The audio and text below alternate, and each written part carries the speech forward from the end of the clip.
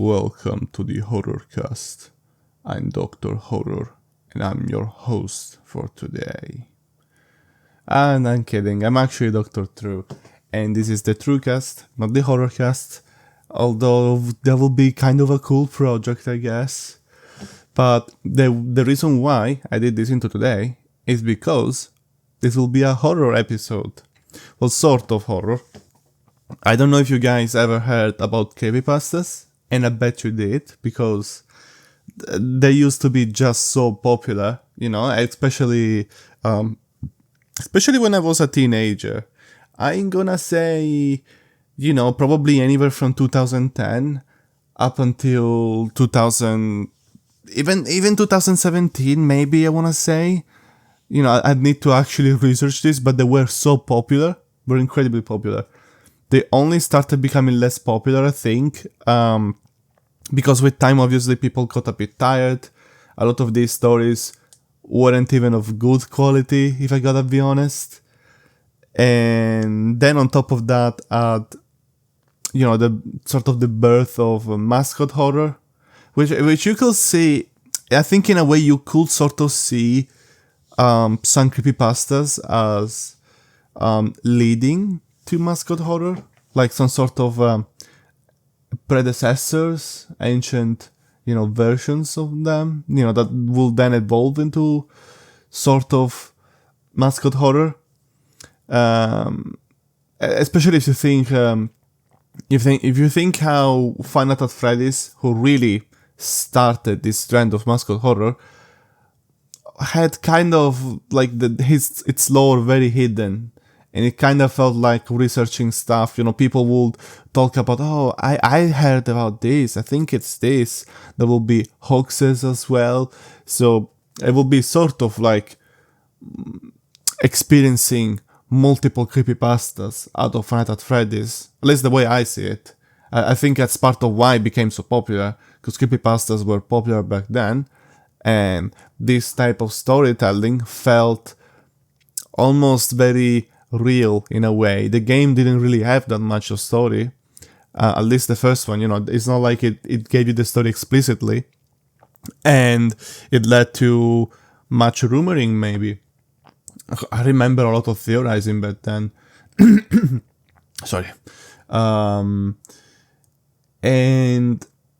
with the second game, then this trend will keep on going. The second game will give you the story a lot more explicitly. It will show stuff a lot more, but a lot of things were still unanswered, and so this trend of theorizing started. And I think maybe that is what replaced creepypastas with time.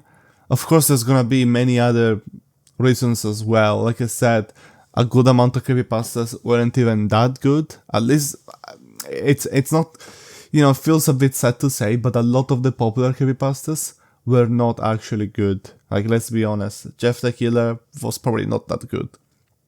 There were very short stories as well, which isn't always a problem, but I don't know, I think people just sort of started gravitating towards longer stories that they will find in video games. And I think that's, they just got replaced with time. But that doesn't mean that they weren't like one of the big cornerstones of internet culture. I remember being a kid, randomly finding creepypastas. I will find videos about creepypastas, and I will be scared shitless, even if maybe they weren't even that good. What comes to mind to me is the stereotypical description as, oh, the character, it looked like the game, but it looked hyper-realistic. Its eyes looked hyper-realistic, it was scary. Descriptions like that. Everything is hyper-realistic, and that's why it's so scary. Because let's be honest, these stories were written by people most likely like other teenagers that weren't really that good at writing. Although, still, even if the quality might not be that good, maybe now we can laugh about them, but we gotta give them credit. Back then, they were scary. I think a lot of us back then will get scared by this. Even just the thought about maybe playing a video game from when we were younger and finding out new secrets, but like scary secrets, like sort of what if the game is infected and stuff. You know, think about the every copy of Mario 64 is personalized. That started the iceberg trend, which I love, and one of these days I might even do an iceberg. But yeah, I think regardless of what you think of creepypastas, you gotta admit that many modern trends sort of evolved from those. At least I think that. Maybe completely wrong. I guess, this podcast is about my opinions, not necessarily facts. I might be completely wrong on this. But yeah, I do think creepypastas are important, and, at least to me, they were really scary back then. And so today, I want to read you a creepypasta that was one of the sort of starting points for me to discover creepypastas. And that creepypasta is Pokemon Lost Silver. And for a little more added context, back then, a classmate of mine, who then became like really good friends of mine, he introduced me to Missing No.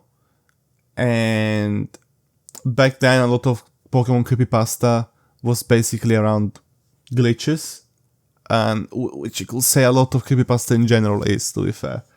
But yeah, Missing No, so I would research stuff, trying to understand better. I didn't have any like old games that I could use to meet Missing No, like to experiment with it. I did have the original Pokemon Blue, I think, but I didn't want to ruin my save. But yeah, I will research a lot of stuff on it. And so it was inevitable that I will find creepypastas.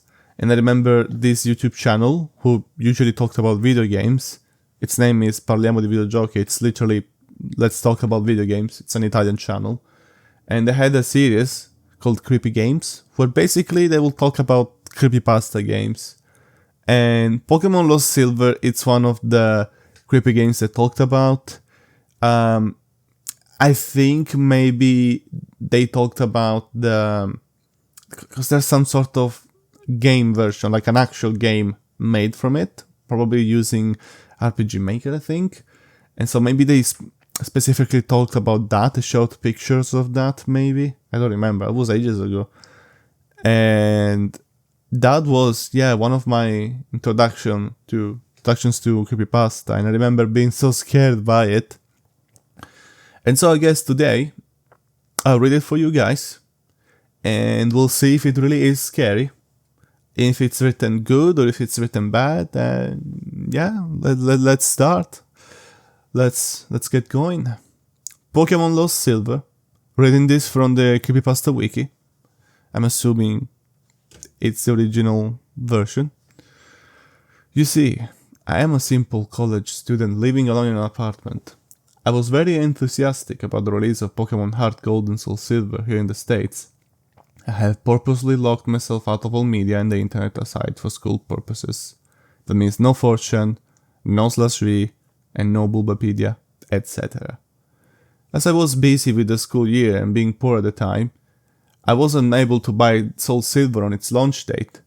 After my school year ended, I ordered Soul Silver on Amazon. However, it will take a week for it to arrive. I decided during that time I will replay my crystal version of my Game Boy Color. And by the way, for added context, Soul Silver, basically came around, I think, 2011, maybe. 2012, 2011. It's a remake of Pokemon Silver. It was pretty good. One of the best Pokemon games. But let's keep going. However, I realized that long ago, my mother threw it away because I told her the save went dead.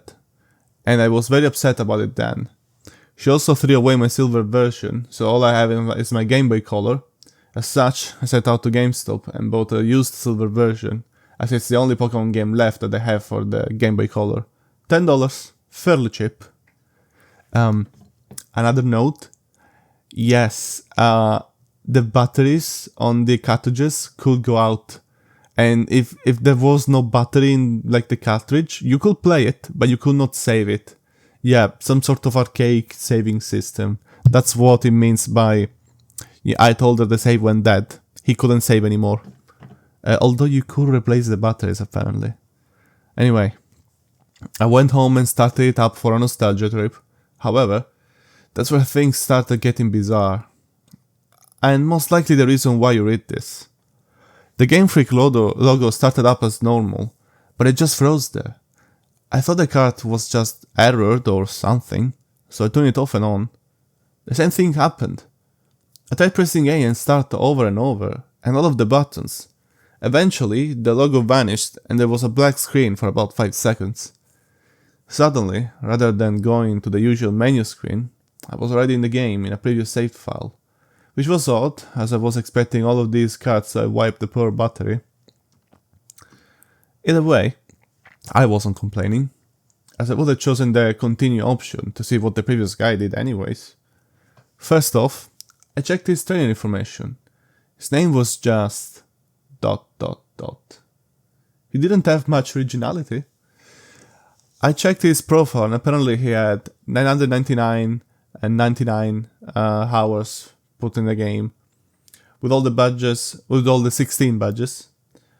999,999.9 Poké Dollars. And all 251 Pokemon on the Pokédex. Seeing as he apparently had Mew and Celebi logged also, I am guessing he either used a Game Genie or was a really hardcore player back then. I checked his Pokemon to see what a badass team he has. To my surprise, I saw 5 unknowns and a 6th Pokemon named Hurry. I'm thinking that this must be some cruel joke by the person who has played this game. But I decided to check the profile and the Pokemon anyways. As expected, there were different letters of the unknown, all at level 5. I was a bit shaky with my unknown alphabet at the time, but I identified the word spelled out to be leave.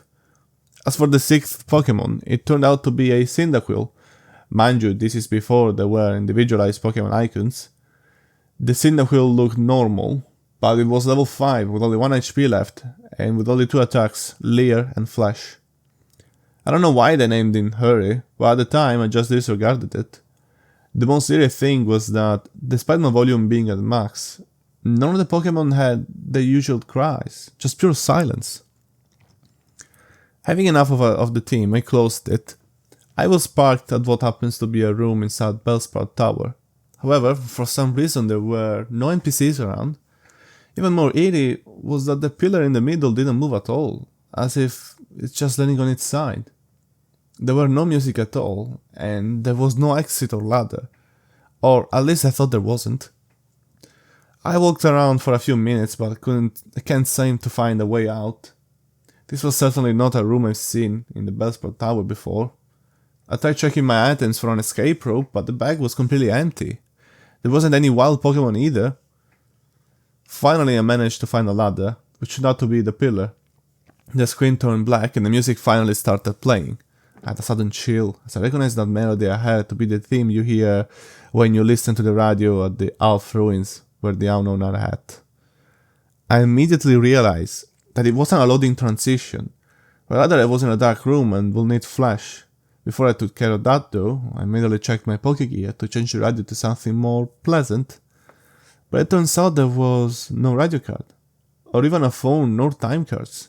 There was only a map card, in which gold, ... from earlier, and I will call him gold from now on, was just walking in the midst of black. By the way, gold is sort of the canon name for the protagonist of Heart Gold and Soul Silver. You know, the guy that wears the golden cap, black and gold cap. I recall that Cyndaquil has flash, so I turned off my Pokégear and made Cyndaquil use flash. I didn't see any message saying hurry, I use flash or anything like that. The room just became lit just like that. And I soon regretted it. The room was a chilling blood red with a linear grey path heading south. The ladder I used to go up and down was not there at all. I had no choice but to head south. The screen got darker every 20 steps I made, until I finally made it to the end, which appears to be a sign. I read the sign, which said, "Turn back now." Suddenly I was asked to answer yes or no. but there was no question asked. I chose yes, and I do not know what it was asking. The screen went back again, making a louder client sound. The unknown radio music stopped, and in a few seconds was replaced with the not as creepy Pokeflute radio music. I was in another dark room, but I held my breath, and the use flashed again. Suddenly, it said that Hurry has fainted, which was odd since I recall that there was no status conditions like poison on him, and I clearly wasn't in a battle. I checked my Pokemon quickly, and suddenly he's no longer in my party. In fact, after a bit of investigating, none of my Pokemon are there, but instead all replaced with level 10 unknown. I did the same thing as before and spelled out the unknown. My team of unknown was spelled, he died. Either way, after that creepy change, the room was lit to reveal myself in a very small room. What? After the creepy change, the room was lit to reveal myself. Okay, sorry guys. To reveal myself, I thought it was some grammar error. To reveal myself in a very small room that appears to be only 4 squares big. The walls of that room were grey bricks, as if I was inside something that was hollowed out. Outside the room appears to be a bunch of graves similar to the ones in Pokemon Red and Blue. I walked around that small room and pressed A, but nothing happened. I've already concluded that this was clearly a hacked game and some sadistic fucks sold it to GameStop. However, my curiosity kept me going. I checked the trainer profile of ... again, only to find out that the sprite of gold was missing his arms. He also seems to appear less smug, but rather seems more sad and empty in a way that I do not know how to describe. For some reason, it also now said that he has 24 badges, which was clearly impossible. After a few minutes of aimless wandering, my character suddenly spun and did the escape rope spinning animation. Instead of flying up though, my character spun downwards slowly, as if sinking. After that screen, the music stopped. After finally landing, the overworld sprite of gold is colored differently now. Instead of the usual red color he dons, he appears completely white now, hooding his skin. It's as if he came straight from the colorless Game Boy games, placed in the colored background of the Game Boy Color. I checked his profile, and now... What? Okay, sorry. I checked his profile, and now, while now is as white as his overworld sprite. He lost his legs and has what appears to be bloody tears from his eyes. It also says he now has 32 badges, which now starts to disturb me as this change of number seems to represent something important. I also checked my Pokemon, which this time contains 5 unknowns and a level 100 Celebi without a nickname. The unknowns are this time level 15 and spelled out dying. I checked out the Celebi for... What? Okay, never mind guys. Sorry, I'm starting... This story started to seem a bit rough to read. I checked the Celebi's profile. It was a shiny Celebi. Except there's only half of the sprite. 1 leg, 1 arm, 1 eye. It only has 1 attack. Perish Song. The area I was in itself was the Sprout Tower with the immobile pillar as before. Except everything is apparently red now. I walked north for what felt like forever. Eventually, finally encountered some generic men and women NPCs. They were all lined up to the side, just facing the long slantish pillar in the middle. They were also white, and nothing happens when I try to speak to them. I kept on going north until eventually the pillar finally appears chopped off, with a transparent red in that spot. I went up to the red, and without even pressing A, I was suddenly engaged and finally in a battle. The music starts again, which sounds like the unknown radio music again, but played backwards. Gold's battle sprite matches his front one with the bloody eyes, white skin and lack of arms, while Red sprite was the same as before in the Game Boy GCSE. Gold, Silver, Crystal, except transparent. Gold, Silver, Crystal is the version of the game. It's the game itself, like Generation 2. The text simply said, wants to battle, as if he has no name. And both of us only have 1 Pokemon each, which is weird as I swore I had 6 with the unknowns. My shiny Celebi came out, conveniently with half a sprite for the back sprite also. The shiny noise and animation was different, as the sound it made sound like multiple screech attacks and consecutively. Sounds like multiple screech attacks used consecutively. Red sent out a seemingly normal male Pikachu, except he's level 255 and his sprite seems sad and has tears in his eyes. Rather than the usual fight, item, Pokemon Run menu, I was only given the option to use the attacks. Since Celebi only has 1, I chose it. Naturally, since Pikachu was level 255, he went first. Pikachu used Curse, lowering his speed and increasing his other stats. I'm not even sure if Pikachu could use Curse. Celebi used Perish Song. In 3 turns, both Pokemon get KO'd. Not like I have a choice. At this point, I didn't even go back to the fight menu, as the battle just continued without me. Also note that there was no animation at all for some reason. Pikachu used Flail, which didn't do much damage despite its level and boost to as itself, which despite its level and its boost as itself was maxed. Flail does more damage the less health you have. Celebi used Perish Song. Nothing happens, as it was already used. Sorry guys. Pikachu used Frustration, which did a shit ton of damage, knocking Celebi down to less than 10 HP. Celebi used Pain Split, which surprised me, as Celebi didn't even have that attack in the first place. Now Celebi and Pikachu have about 150 HP. Pikachu used Mean Look. Not like that did anything. As expected, due to the effects of Perish Song, my Celebi fainted. Except, in the text, it said Celebi has died. And instead of the ordinary drop of screen animation, the Celebi break sprite just vanished. For some reason, the Pikachu was still up even with a Perish Song, and it didn't count as my loss. Pikachu used one more different attack, beyond the 5 attack limit. Pikachu used Destiny Bond. Afterwards, it said Pikachu has died, with a slow fade out animation. Apparently, I was the winner, as the transparent red sprite showed up and said ... basically nothing. At that point, I just freaked out, as the transparent red sprite was suddenly beheaded, leaving nothing but his transparent body. The battle then ended at that point and faded out. The battle then ended at that point and faded out along with the music. I'm back in the overworld with another change to the gold sprite. He's now as transparent as Red's overworld sprite. I quickly checked Gold's profile, where this time the only thing remains of him. Sorry, you were supposed to write that. Okay, it says where this time the only thing remains of him is his head. Where this time the only thing that remains of him is his head. Here, corrected for you. It's okay, I'll criticize it after. With a transparent skin. The head was zoomed in a bit, showing a black void in his eyes.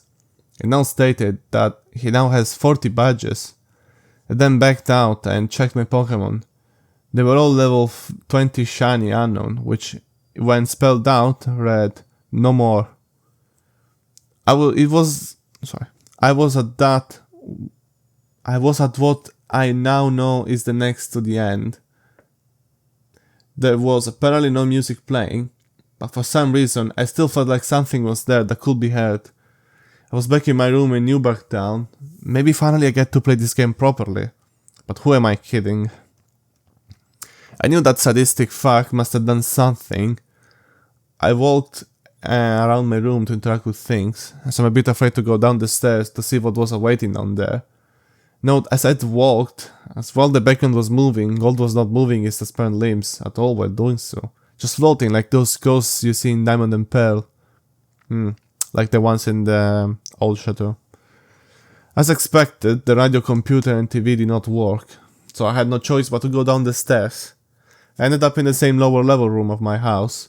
Everything appears normal, except Mom isn't home. After failing to interact with anything in this room, I decided to go outside. To my surprise, the door leading outside at the south didn't work, and instead I just walked straight through it to avoid. I continued moving south to see what the fuck was going on. My house vanishes as I head south into the void. It was creepy, as when I entered the void, the outline of Gold's transparent sprite turned white to contrast with the pitch black. Eventually, I reached a wide area and Gold's sprite turned black and transparent again. I continued south without thinking of stopping at all. After a long trek south, I finally encountered something. It was Gold's regular sprite. I talked to it. He said, "Goodbye forever, ... notably with a space in between the forever and ... and vanished. As that happened, it said 3 question marks, use nightmare. Which at that point, I would not deny that being possible. Gold did another escape rope animation, spinning slowly downwards like before. And now back into that small hollowed out room surrounded by graves earlier. Or at least, I say I was back there, as there's no sprite anymore. I tried to walk around but nothing moved, not even wall bumping noises. I checked my trainer profile with absolutely no gold sprite left. It said I had 0 badges, and all the pictures of the Johto gym leaders at the bottom were replaced with skulls. I checked my Pokemon, which are all level 25 unknowns. As expected, it spelled out a phrase that I dared to read. I'm dead. As soon as I went back to the world, the room I supposedly was in was then covered with the same blocks as the walls. I then figured out what exactly the room was when the final text was said, R.I.P. That room was a big grave, surrounded by other graves. Gold has already been dead. He died presumably a few years after he defeated Red.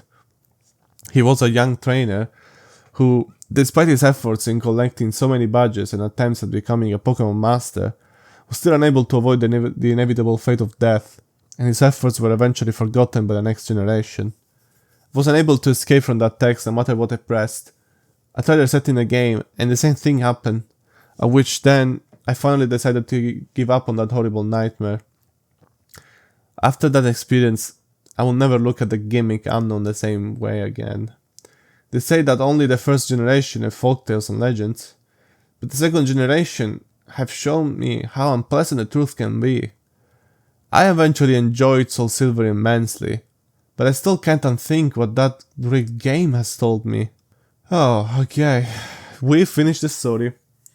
Look, gotta be honest, it didn't feel as bad as other stories. But I will... There were some grammatical errors, not that many. Some of them were just me reading it bad, I will admit. But another problem with it is it's written weird. Some things are written in like weird ways. I think you noticed before, I've had some trouble with some words. Don't remember right now which words exactly, but some things are described in awkward ways, you know? The story itself, I don't know, it kinda doesn't feel like that much happens. Just this guy exploring the game, but the game is like, okay, it's ruined, clearly, but it's not cursed, per se. Like, it's not like the game is attacking the protagonist, as other creepypasta stories do, you know, like Ben Drowned, or I don't know. I can't really think of other examples right now.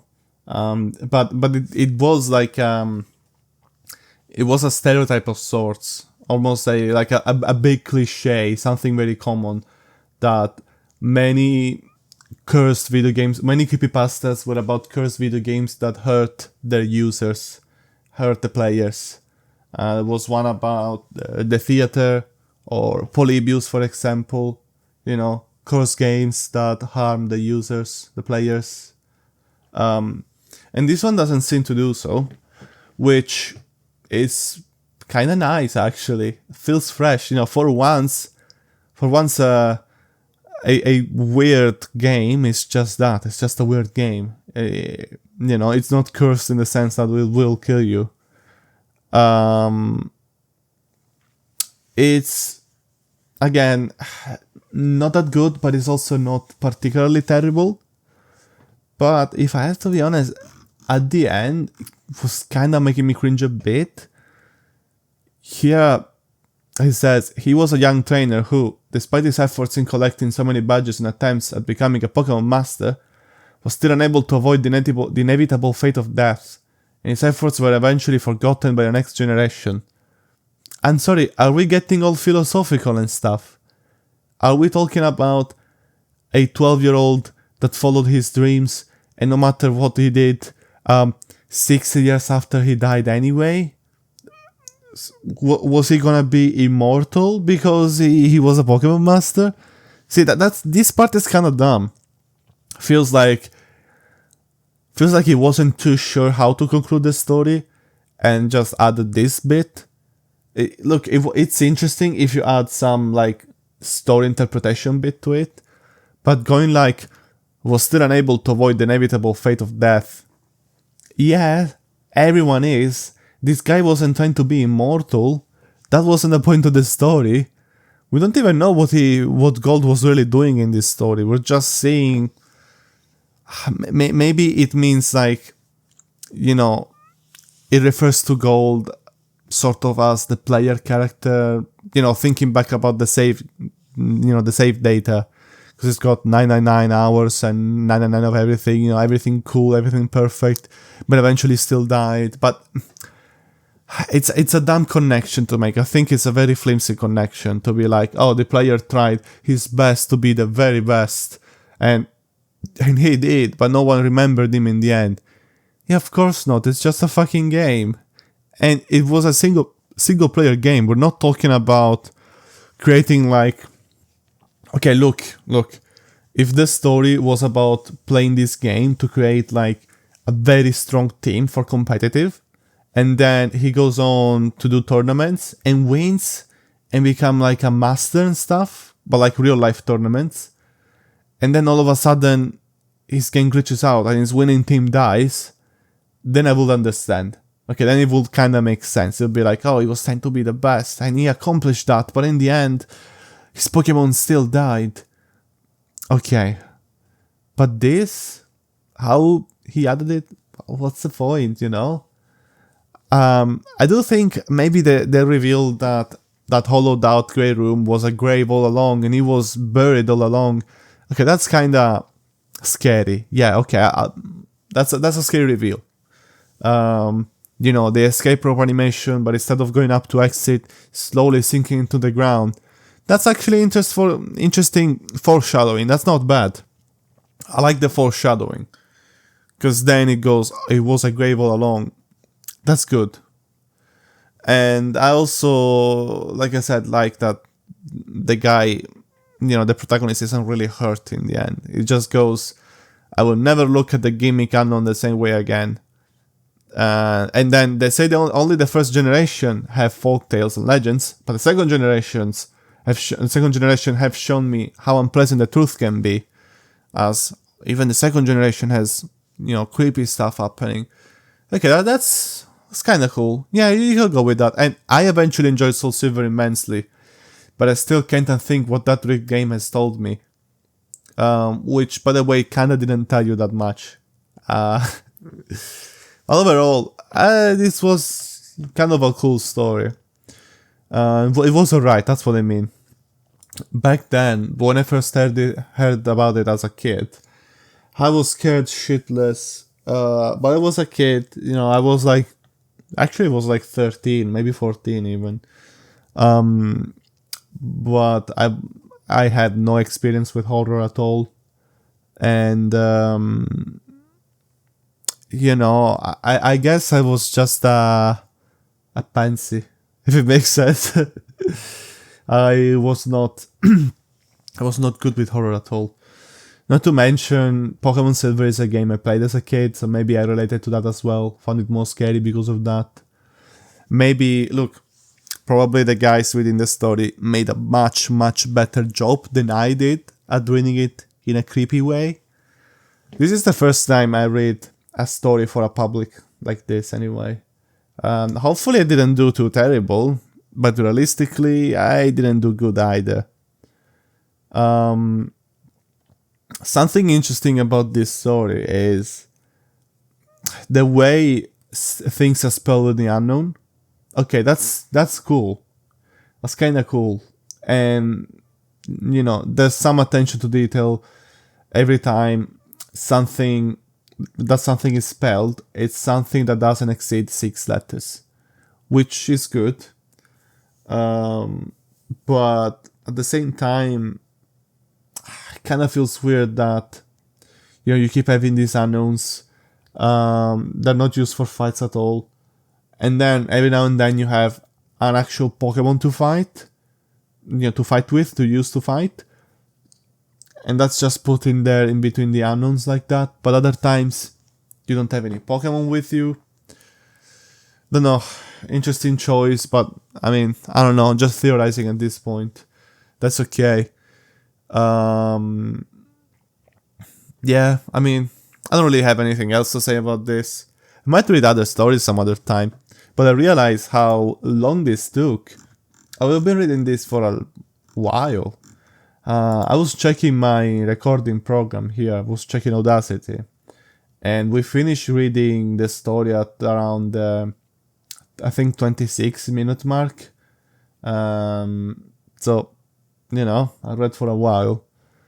There's many other stories. I'm surprised to see so many.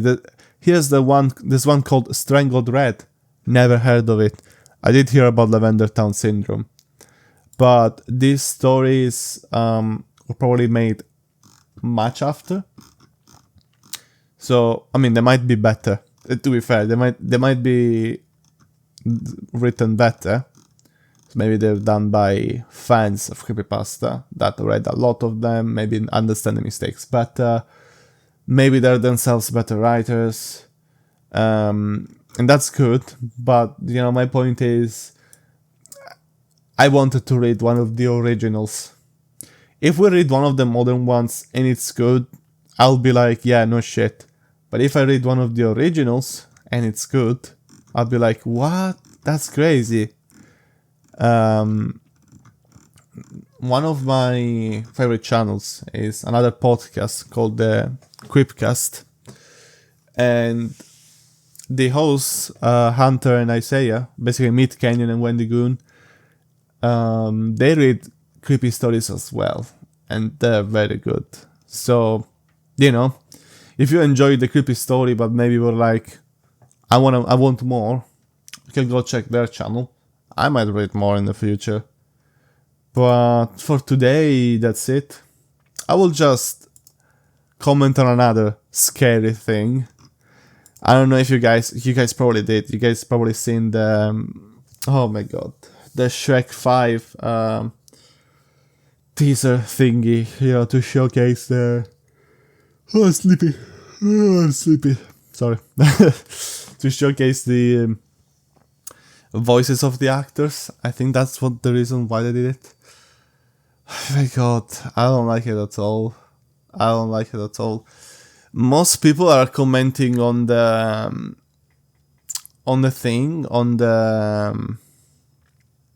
what do you call it? The designs. I don't think the designs are that terrible. Okay, I don't think they're super terrible, the designs themselves. I don't like them. I prefer, you know, the classic style. But they're not like a nightmare or anything. I just feel less cartoony, I guess, which I don't like. But look, people have been comparing it to the original design of Sonic for the Sonic movie. No way, guys. No way. Let's be real. It's nowhere near as bad. You guys probably forgot how terrible that design was. That was completely impossible to make a good movie with. This one is not that terrible, I think. we'll see. We'll see what they do. Maybe they'll improve the design again. I mean, Shrek is a big thing, okay, and to come back to Shrek after like 11 years, I think, of not doing any Shrek movies, coming back to it is a big thing, and I think, you know, DreamWorks will want to invest as much money as possible, will want to get the best chances that it succeeds. So who knows? Maybe they will change the designs a little bit. But again, I don't really have a huge problem with the designs. I'm just, and maybe it's me, I'm just very skeptical with the voices, because I feel like, you know, they cast a lot of people just because they're popular and, oh, look, Zendaya is in this. That means everyone will want to watch it because everyone loves Zendaya, so everyone wants to watch Zendaya's performance. Which, look, I don't even know much about Zendaya. I don't know if she's a voice actor. I don't think she is. I don't know. Call me ignorant, because I am in this. I don't know.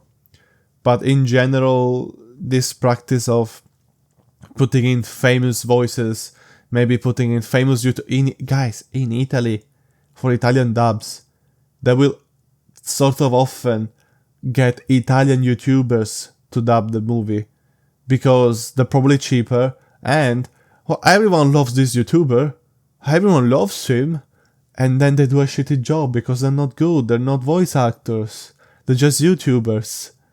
That's why, you know, when I hear, even in English media, oh, we're getting this famous person to dub it, I'll be like, shouldn't you be getting a voice actor, like an actual voice actor instead? But we'll see. Maybe it won't be that bad. I admit that I also cringed a bit at, you know, the gag with the, oh my god, I'm so sleepy. Oh no, gonna have to stop the podcast soon. Okay, and by the way, it's 11 a.m. Okay, it's not midnight. That gag with the mirror showing multiple Shrek things like memes.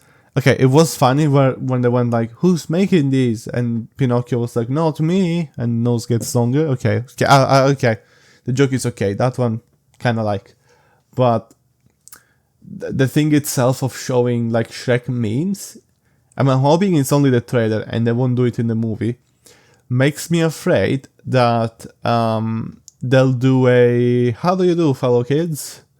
and they'll just do memes upon memes because that's what people like, right? People like memes, so we'll put memes, which I hate. Like don't get me wrong, if it's done respectfully and it makes sense and they at least understand the meme itself, then I enjoy it. It feels very contemporary and I like it. Like, I like the concept.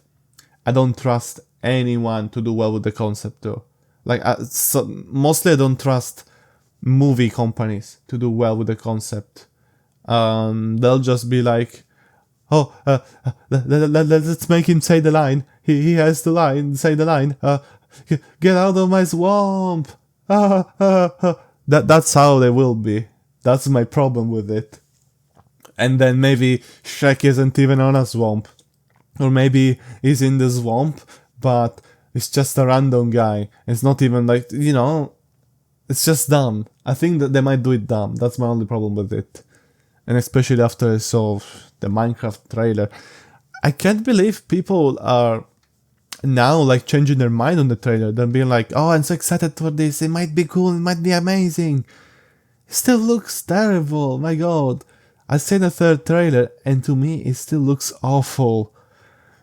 It looks a little better than the previous trailers, I will admit.